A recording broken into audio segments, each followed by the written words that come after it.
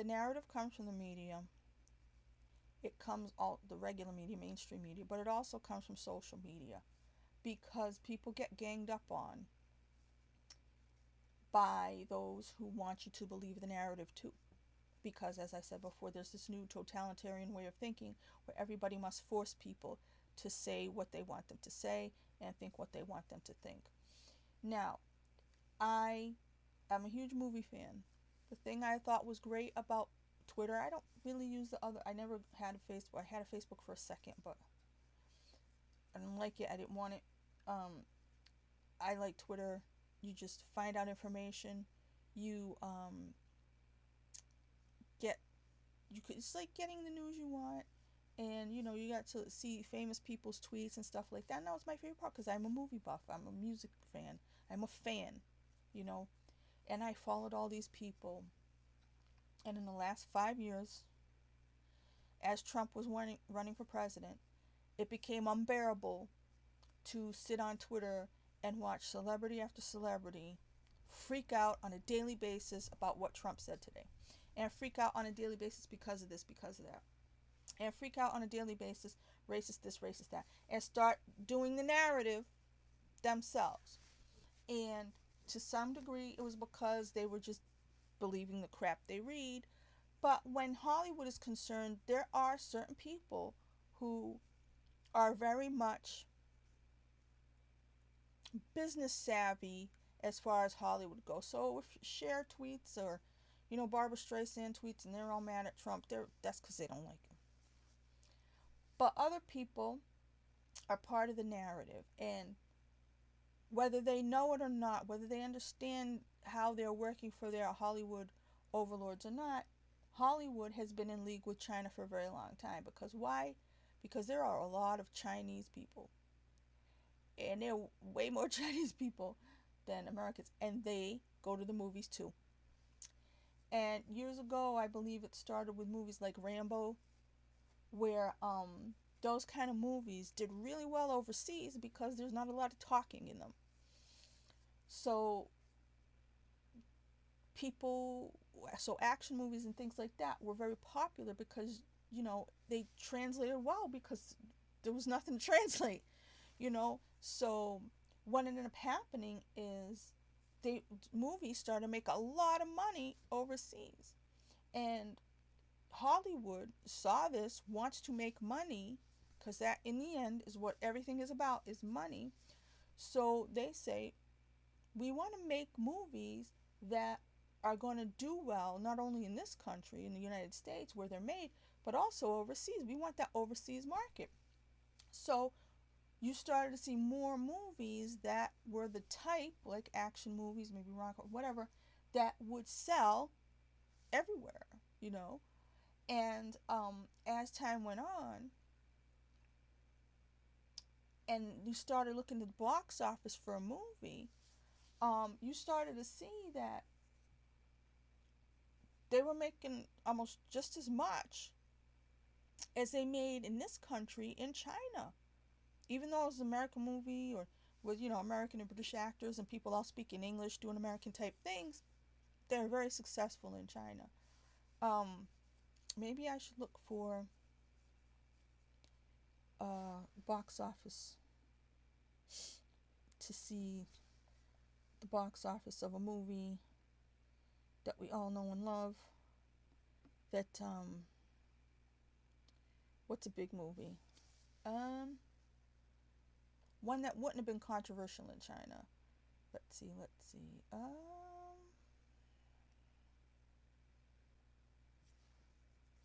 Let's try The Dark Knight Rises.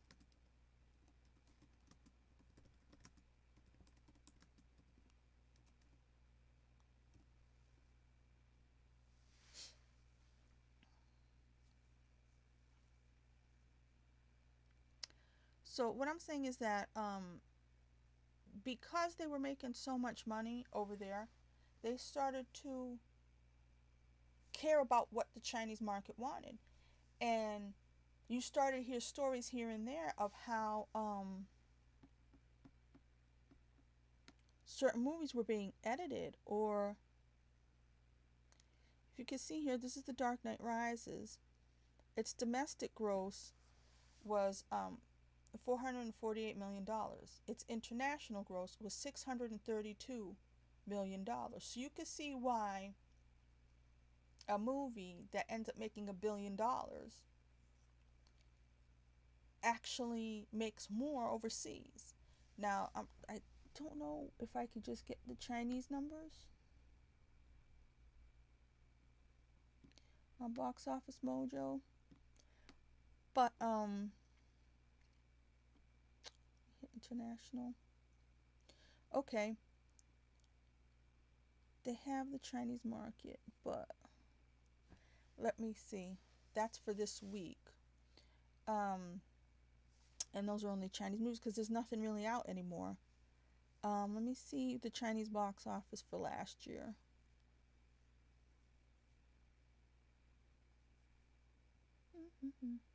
Why didn't it do anything?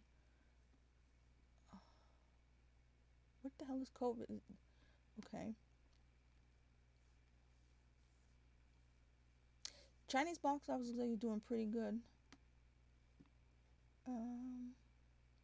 Harry Potter.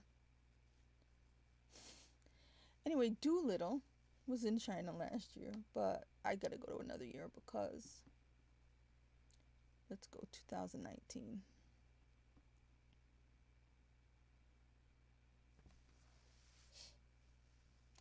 Okay, in 2019, see Jumanji: The Next Level. In 1 week, in 1 week, December, yeah, the weekend of December 6 to 8 in 2019, Jumanji: The Next Level made $68 million in China. The week before that, Frozen 2 made $71 million in China.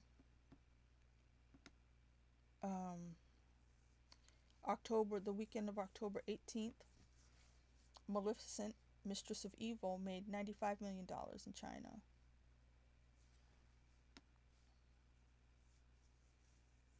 The week of August 23rd, Fast and the Furious Presents Hobbs and Shaw made $133 million in China. It's a weekend. I mean, 1 week. And June 28th, Spider-Man Far From Home made $119 million. So you can see that these movies, X-Men Dark Phoenix made $111 million. Avengers Endgame, April 26th, that weekend made $180 million in China. So as you can see, what I'm saying is that these movies make a ridiculous amount of money in China because they have way more moviegoers than we do. And the Hollywood establishment who makes all the money in the studios, they were like, we want that. We want that money. So they've been, in a way, beholden to China in that they depend on them. They need that box office, So they started making movies. Matt Damon made that, what Jimmy Kimmel called the Chinese Ponytail movie, which was a very Chinese movie. It also starred Pedro Pascal. And it was basically Chinese. There are studios now. There are Chinese studios a lot of times when you go to watch a film. I think Tencent Pictures is a Chinese company, and you'll see that when you go to not go to the movies anymore, but when you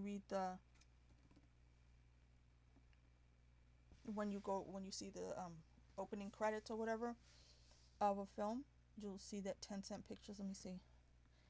Tencent Holdings, also known as Tencent, is a Chinese multinational technology conglomerate holding company. Yes, I don't want any. Yeah, okay, go ahead. Connecting people to build our future. Connecting enterprises to build our future. Okay, maybe this isn't what I want, but yeah, Tencent You see that name a lot of times when you go. I know I've seen it in Tom Hanks movies. Um,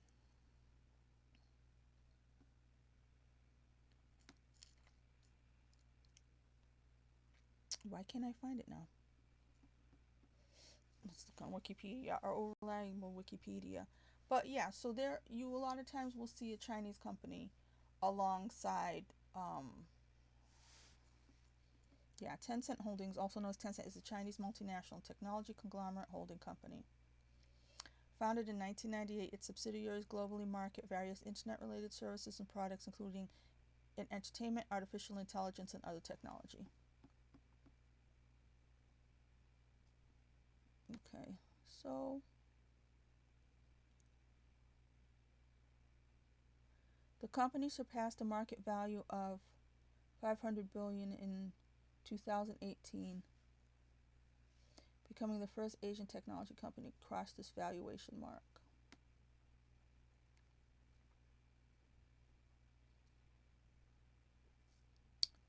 So it looks like they have a lot of video games. And why am I not finding this?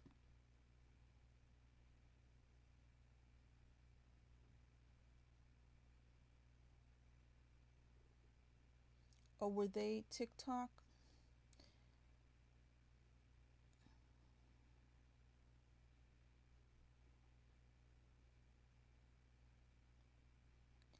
So, why am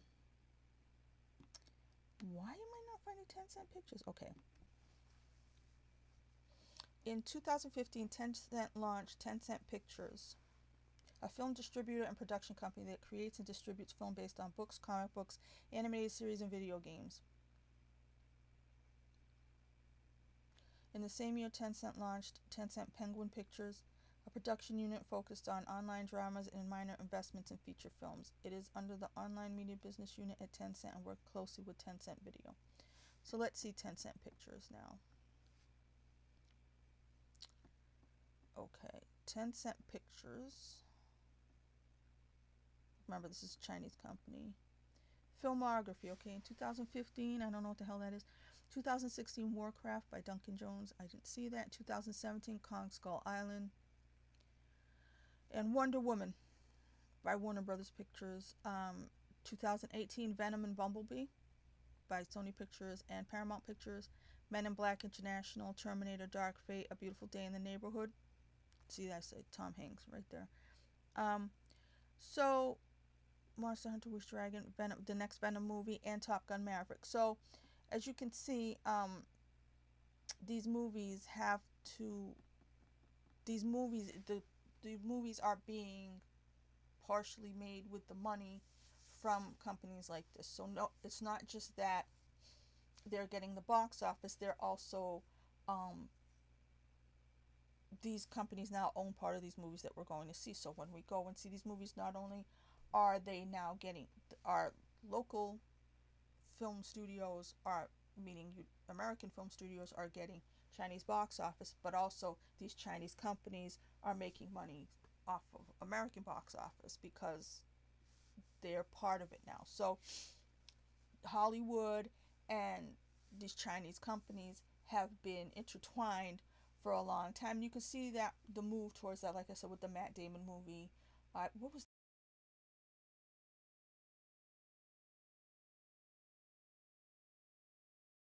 and I can't even remember.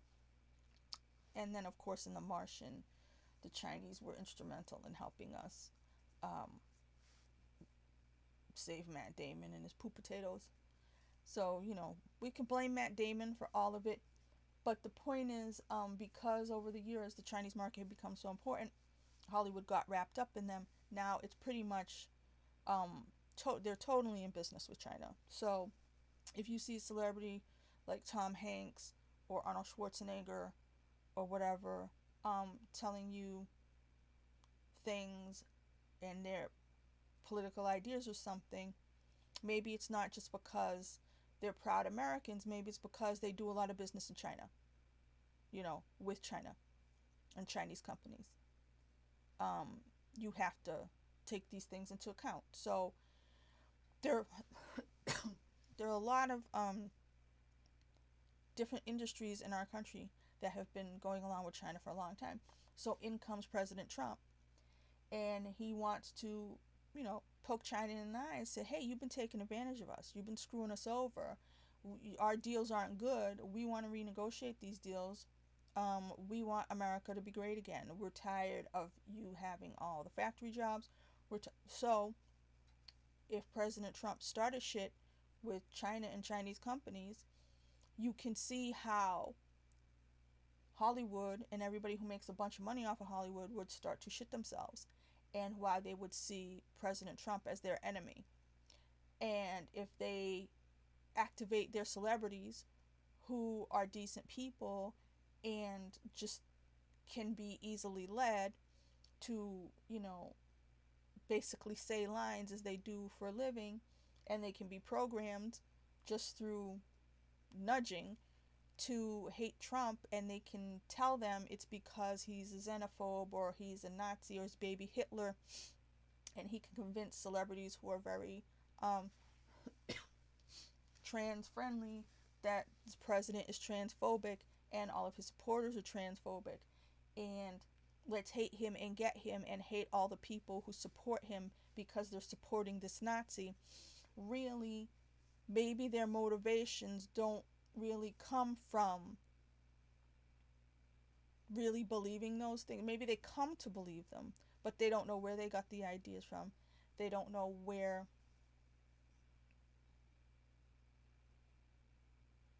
they just know that they hate him because he's a bad man. And they know that they've been convinced that he's a bad man. But they don't really know, maybe, why the people who are convincing them that he is a bad man, are really putting those thoughts in their head, are really stirring them up in the ways that they are. But for me, there are people who legitimately hated President Trump. There are people who legitimately did not like his personality and did not like the way he carried himself. And I get that. But what it came to be, the way they tried to shut him down, the way they took away his Twitter profile to make sure the man could not use his freedom to express himself on a major platform, which Angela Merkel called out, a woman who is one of the biggest leaders in Europe, leader of Germany, where Nazis actually came from, had a problem with Twitter censoring President Trump, and she hates his guts. She saw the problem with that kind of dictatorial closing down of freedom of speech. And everybody else was like, hooray. And the people who were like, hooray, who work for Hollywood, are brainwashed by Hollywood. And it's Hollywood that will not allow Americanism.